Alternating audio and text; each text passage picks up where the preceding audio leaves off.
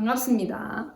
홍천군 주민참여예산 심사의견서에 대해서 강의를 맡은 나라살림연구소 책임연구원 박현숙입니다. 심사의견서가 어떤 것이 있는지 이제 궁금하실 텐데요.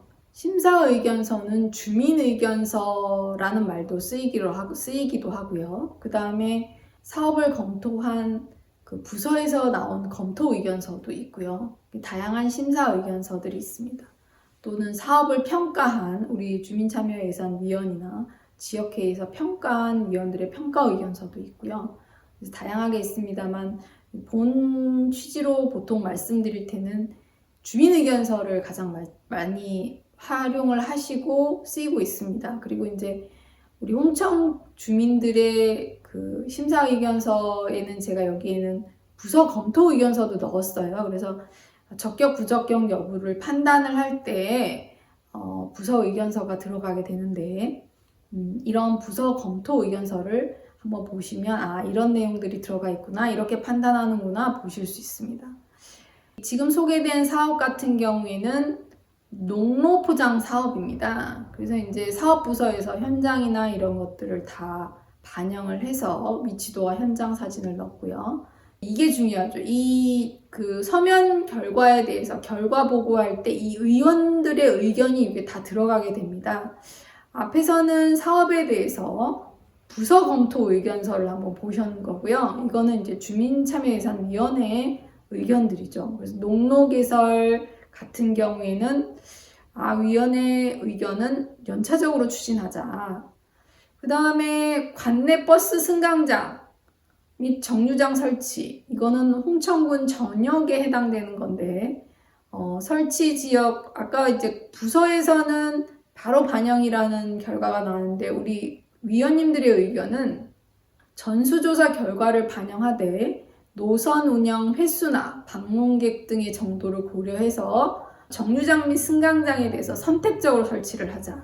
그래서 이제 불필요한 예산을 좀 낭비하는 것을 금지하자. 이렇게 의견을 주십니다. 그래서 부서에서도 충분히 반영이 된다는 점을 제시를 했고 우리 위원님들도 충분히 공감한다라고 의견을 주셨지만 그럼에도 불구하고 선택적으로 설치를 해서 예산 낭비를 좀 막고 예산을 효율적으로 쓰자. 이렇게 이제 의견을 주신 거죠. 그 외에 뭐 제방, 진출입로 이런 것들에 대해서 쭉 이렇게 의견을 주셨어요. 그래서 이런 주민참여예산위원회 의견들이 있고요. 다른 사업들에 대해서 뭐 CCTV나 그 다음에 진입도로, 정수장 이전 이런 것들에 대해서 위원들의 의견을 보면 추진이 필요하다든지 혹은 연차적으로 추진을 좀 검토를 하자든지, 그 다음에 자연경관을 이용한 관광사업 같은 경우는 의원님들의 의견이 길죠. 그래서 다양한 의견들을 보실 수 있어요. 그래서 개인 사유지의 어떤 구성에 대해서는 조금 불가하다. 이런 측면들에 대해서 의견도 또 이렇게 주실 수 있습니다. 그래서 이런 충분한 수기 과정을 역시 거치고 있다. 이런 점들을 볼 수 있지만 또 다른 시각에서 봤을 때는 충분히 검토한 거 맞냐? 라고 또 이제 질문을 하실 수도 있어요. 그래서 이제 다양하게 우리가 이 수기 과정에 대해서도 차츰차츰 공개하고 또 이런 부분들도 우리가 확인할 수 있는 그런 것들이 좀 필요합니다. 그래서 우리가 이제 군의회에서도 마찬가지겠지만 회의록 같은 것들을 다 공개를 하잖아요. 그래서 그런 부분들도 충분히 우리가 논의해 볼 필요가 있습니다. 추후로 사례를 한번 볼게요. 그래서 방금 보신 거는 앞에 이제 사업부서의 검토 의견서나 그 다음에 홍천군의 위원들의 의견들을 쭉 제가 한번 봤고요. 경기도 사례를 보면 이건 이제 도민 의견서입니다. 이게 대표적인 이제 주민 의견서의 예시거든요. 그래서 이제 주민 의견서를 보면 근거나 추진 절차, 아까 우리도 홍천군의 그 주민참여 예산 그 회의 결과 이렇게 보고하는 양식이 있듯이 그 다음에 우리 경기도에서도 이렇게 근거, 그 다음에 지방예산 편성 과정에서 주민참여 절차에 대해서 쭉 적고 있고요. 여기서 제가 말씀드리고 싶은 것은 주민의견 수렴을 중점 투자 부분에 대한 선호도라는 이런 부분도 조사를 하고요. 그 다음에 도민 제한 사업 예산에 반영하고 그 다음에 주민 의견, 좀 담고 있죠. 보시겠습니다. 그래서 중점 분야 같은 경우에는 그 온라인 투표 같은 걸 하잖아요. 그래서 온라인 투표를 해서 21년 예산 편성에 우선하는 그런 중점 분야들을 어떻게 할까, 이렇게 이제 온라인 투표를 통해서 그걸 취합한 겁니다. 그래서 경기도 같은 경우에는 경제 분야, 경제 투자 분야 28%, 사회복지 분야 19%, 질서나 안전 분야 13%의 니즈가 있구나, 이렇게 보실 수 있죠.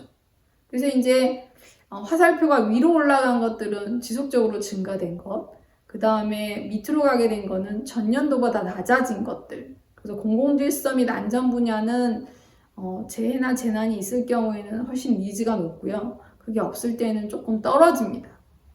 근데 이제 보건 분야가 여기 보면 화살표가 많이 증가된 부분 보실 수 있습니다. 그래서 이런 식으로 지속적으로 온라인 투표의 선호도 조사 이런 것들을 반영하면 우리 지역의 주민들이 어떤 사업에 좀 더 관심이 많구나, 이런 것들 좀 확인하실 수 있어서 예시로 제가 한번 보여드렸습니다. 경기도 주민의견서 한번 보시게 되면 기본소득 박람회 개최에 대해서 평가 기준을 가지고 있네요. 한목적성, 공공성 및 지역의 발전, 성공 전략, 이 세 가지 관점을 통해서 의견을 제시를 하고 있습니다. 그래서 가치적, 수요적, 실행적 측면에서 이러이러하다라고 의견들을 쭉 제시를 하고 있고요. 마지막에 기타 의견도 넣고 있죠. 그래서 이 네 가지의 의견들을 쭉 적게 돼 있고요. 이거에 대해서 우리가 주민참여예산위원회를 통해서 이런 논의를 해서 이렇게 의견을 제시를 합니다, 라는 것들을 다 이렇게 기록으로 남겨서 보실 수 있습니다. 그 다음에 경기도 광고 홍보제 운영에 대해서도 역시 의견이 이렇게 쭉 나와 있죠. 그래서 기타 의견들 보시면 어떤 사업 홍보나 이런 선거법 위배 여부 이런 것들도 좀 검토를 해야 된다 등등등등의 의견들을 쭉 적고 있습니다. 그래서 이렇게 활용하실 수 있다는 측면을 좀 보시고요. 공동체 지원센터에 대해서도 여러 가지 의견들을 주고 있죠. 그래서 위원님들의 각각 개개별로도 의견이 다르실 수 있고요. 또 어떤 부분에 있는 사업에 대해서는 A라는 위원님은 긍정적으로 평가하시는 반면 B라는 위원님은 또 부정적으로 평가하실 수도 있고, 그래서 이런 것들이 충분히 논의하는 과정들을 통해서 기타 의견까지 다 제시를 하고 있습니다. 이런 사항들을 주민참여예산위원회 위원장 명의로 해서 제시를 하고 있죠. 그래서 홍천군 주민참여예산의 심사 의견서에 대해서 쭉 살펴보고 또 경기도의 사례를 살펴보았습니다. 그래서 지역 특성에 맞게 충분히 검토하셔서 적용 가능한 부분은 활용하시면 좋을 것 같습니다. 이상으로 주민참여예산 심사 의견서에 대한 강의를 마치겠습니다. 감사합니다.